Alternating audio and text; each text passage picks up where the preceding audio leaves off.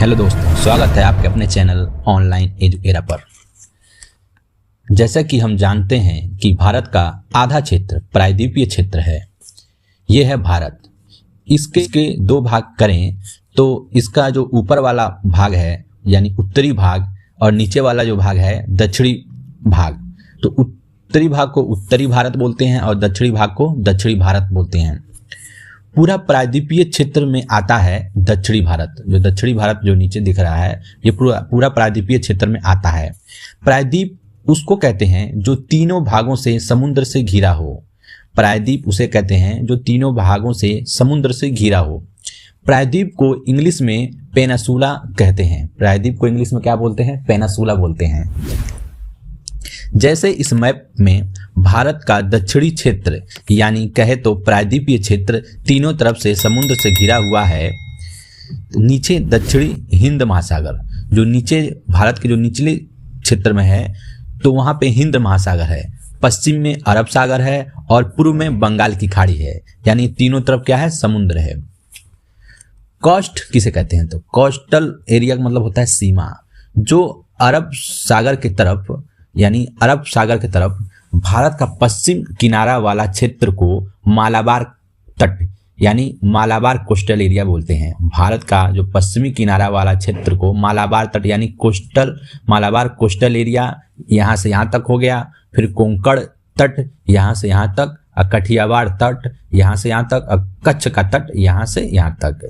तो मालाबार तट, कोंकण तट, कठियावाड़ तट, कच्छ का तट ये भारत के पश्चिमी किनारे के क्षेत्र में मतलब पश्चिम के तरफ में ये जो सारे तट हैं जो पार्ट किया गया है ये तट है।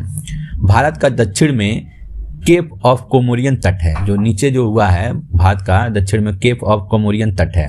भारत के पूर्व में कोरोमंडल तट जो यहाँ से यहाँ तक कोरोमंडल तट है और उसके ऊपर उत्तरी सरकार तट बोलते हैं या इसे आंध्रा तट बोलते हैं। और इसके ऊपर है उत्कल प्लेन तट, उत्कल तट। हमने तट को अच्छे तरीके से समझ लिया।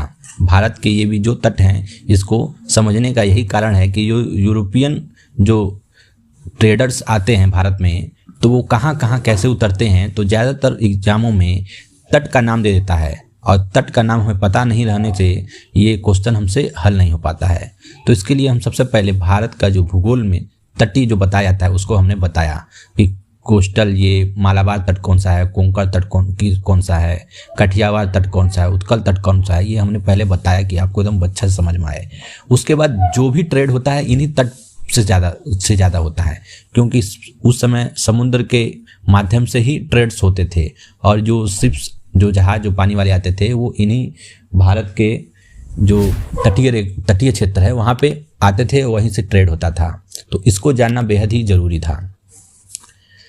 तो जब वास्को डी गामा भारत में 1498 में आता है तो वो मालाबार तट के कालीकट में उतरता है जिसे जमूरियन राजा स्वागत करता है, जिसका नाम रहता है जमूरियन। वो क्या करता है कि इसका स्वागत करता है वास्को डी गामा का। पुर्तगाली मालाबार तट पर केरल के कोचीन में पहली फैक्ट्री 1503 में स्थापित करते हैं।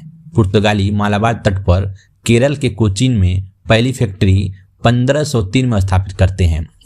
मालाबार तट पर आने के कारण इनका दबदबा भारत के पश्चिमी तट पे मतलब मालाबार, कोंकण, कठियावाड़ ये कच्छ जो है यहाँ पे पुर्तगालियों का दबदबा शुरू में बहुत ज़्यादा हो जाता है। यहीं पे इनका क्या होता है? एक्सपेंशन करते हैं, विस्तार करते हैं। इसलिए जब दूसरा यूरोपियन कंपनी डच आते हैं तो 1595 में भारत में आते हैं।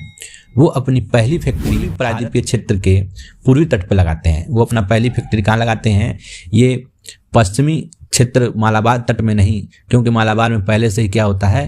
पुर्तगालियों का दबदबा रहता है। तो ये क्या करते हैं कि अपनी जो पहली फैक्ट्री होती है, जो डच पहली फैक्ट्री अपनी लगाते हैं तो इस साइड में ना होके पूर्वी साइड में यानी इधर साइड में जो भारत के पूर्वी साइड है इस साइड में अपना वो पहली फैक्ट्री लगाते हैं कोरोमंडल तट पर जो मुसलीपट्टनम में लगाते हैं। कोरोमंडल तट पर मुसलीपट्टनम जगह होता है, वहाँ पे 1605 में अपनी पहली फैक्ट्री क्या करते हैं? डच लगाते हैं। कोरोमंडल तट पर मुसलीपट्टनम में डच 1605 में अपनी पहली फैक्ट्री लगाते हैं।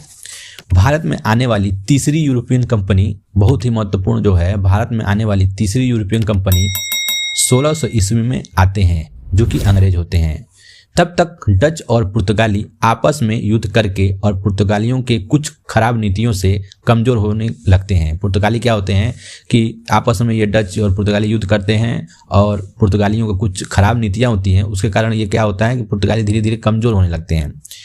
तो उस समय अंग्रेज अपनी पहली फैक्ट्री 1608 में भारत के प्रायद्वीपीय क्षेत्र के कच्छ का तट या कठियावाड़ तट पर के तरफ सूरत में बनाते हैं। कहाँ बनाते हैं अंग्रेज? सूरत में। 1660 में ये पहली फैक्ट्री लगाते हैं सूरत में।